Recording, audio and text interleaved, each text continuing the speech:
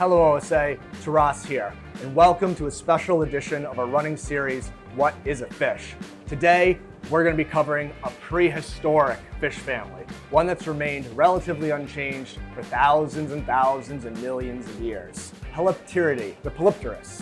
So these are extremely charismatic river and estuarine bottom fish from Africa. They coming off as these little small, cute little cigar-shaped little critters. Few people know when they see them in the aquarium that these species can grow massive in size. They have evolved to thrive in areas in Africa where there are a lot of monster fish and there are a lot of small game fish to be eaten. And they have evolved to have this giant, crushing set of sharp jaws to take in single big prey items, almost like as big as half their body, and slurp them down so that they can grow as big and tough as possible to make sure that they're off the menu for other Polypteruses and all kinds of other aggressive monster fish. So for that reason, they're not terribly aggressive, but they are ravenously hungry. And you will have to feed them lots of big, meaty prey items, have a big, charismatic filter. I recommend an FX6 just to get started processing the waste from one Polypterus that's gonna keep growing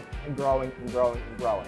Now, as far as the size of Polypteruses go, they're reed fish and rope fish, which max out at about this big. I highly recommend them because they're not very aggressive, they're really cool, and besides being escape artists, they're just a great fish overall.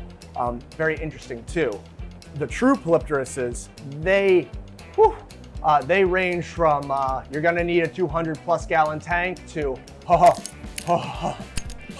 way too big. Some of these guys can grow several feet in length and will eventually, over the course of many decades, get to the size where they'll need to take in solid prey items, even the size of rats or big meaty prey items. That being said though, they love to be at the bottom. They can be paired with a lot of other monster fish. They really don't get picked on all that easily, and they're not super aggressive as long as something can't fit their mouths. If it can, it's probably gonna be gone. They also have paired lungs, so if they run out of oxygen, they can breathe air directly. So add that to the terrifying factor. The Polypteruses, ancient African fish family, really cool.